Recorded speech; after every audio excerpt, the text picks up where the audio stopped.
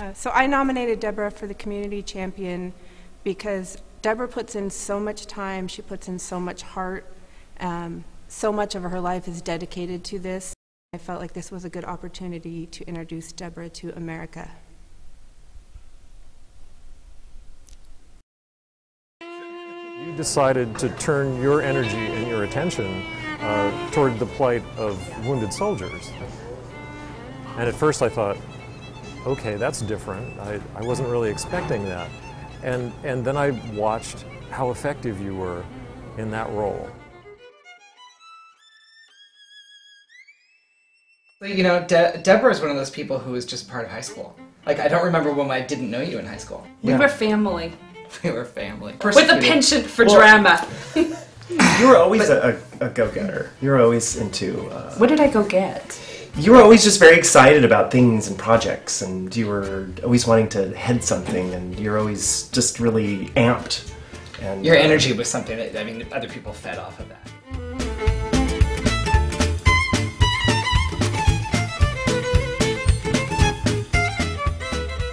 I first met Deborah in 2002 when I took a job as director of the City of Seattle Office of Arts and Cultural Affairs, and Mayor Nichols appointed Deborah to the Arts Commission. First meeting that we had, I had this really interesting experience with you because I had never met you before, but here you are running this board with all of the local luminaries. It was amazing. You got all of these people to pay attention, and somehow you got them to work together. So I got to watch you work. I got to watch you take a group of people that weren't really a community and get them to start thinking like a community and get them to start acting like a community. So we figure around 2002, I think is safe, right? Impressions of you came from that first time when you started to say, here's a problem in the school system. You got this problem with taking imagination enhancement programs out of the school and how that would affect the children ultimately. You would go out and do something about that, and you would come back with an answer in the next commission meeting, which I was very impressed with. One of the areas that really struck a responsive chord with Deborah was work tirelessly and passionately to work with the district to restore arts education. First and foremost, she is the soul of an artist.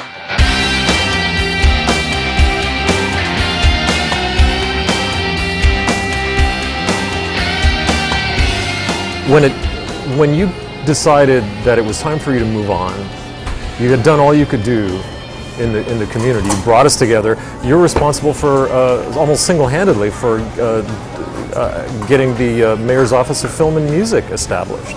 It was shocking to me to see that you decided to turn your energy and your attention toward the plight of wounded soldiers. And within a year, once again, you went from taking a little ragtag group of people who were trying to, accomplish their mission to having a nationwide organization with funding, with events, with a great web page and a mailing list, and you did it again. That's just amazing. It's kind of fun to watch. I'm excited to see what's next.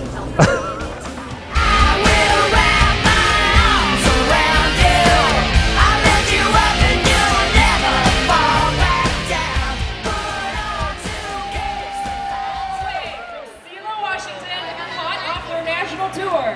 Please give it up for local boys, Cody Beebe and the Crooks.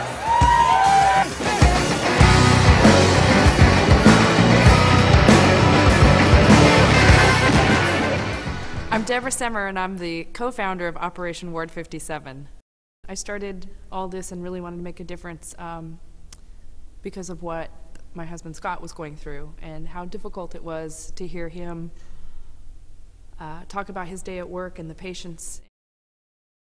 As a combat medic, I would see my friends get blown up, get injured. I would put them on the Black Hawk. We would send them back stateside, and I'd never see them again. Here at Walter Reed Army Medical Center, I was seeing that follow-up care. I was seeing the surgeries, the therapy, the rehabilitation.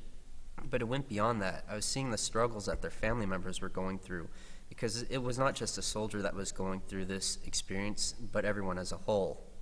I noticed that morale was not quite as high as it should have been. I noticed that during the first initial injury, surgeries, rehabilitation, morale was high. But these patients, they were not staying at the hospital for days or weeks that we were accustomed to. They were staying there for months. Some of them were there for years. Over that time, their morale had decreased to a point where we felt that something needed to be done. It's been discovered and studied upon that you can lessen the amount of narcotics and medications that a patient requires through the use of distractor techniques such as movies and items of interest. My name is Specialist Joe Brown. In 2008, I was deployed to Al-Assad, Iraq with the 1st 303rd Cav from the 81st, the National Guard from Washington State. I have back injuries, lower spine, I have hip and leg injuries. So I can't go out four-wheeling, I can't go running, I can't play baseball, I can't play football. All the things I'm used to doing, I can't go hiking. I really can't do much of anything I used to do. I was amazed at how quickly Operation War 57 became a focal point for average Americans calling me up to be able to have a direct way to help, and how excited they were to be able to buy a t-shirt for $20 and know that they were going to have a direct impact on our wounded warriors and our staff that were taking care of them. I arrived here probably almost 2 years ago. When we see you coming, we just light up because we know that you're coming for the better cause. I met Deborah in early 2007, and I met her actually on Ward 57. This is the t-shirt that we came up with. The front of it, as you can see, it's just Walter Reed Army Medical Center football team. The back we came up with, it's Ward 57. That was really a very small catalyst that what Operation Ward 57 is now. It turned in, let's do something unique and fun that would boost the morale. And everyone knows OW 57, everybody knows Ward 57.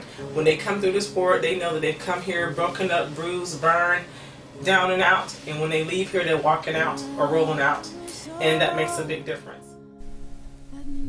So that's the whole point to me, is the distraction we get from what we're dealing with every day at the WTV or our medical needs.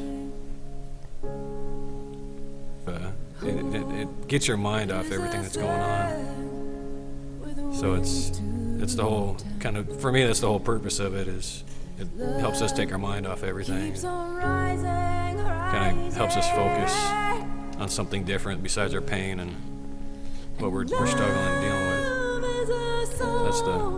For me, that's what Operation War 57 does. It supplies a distraction for us.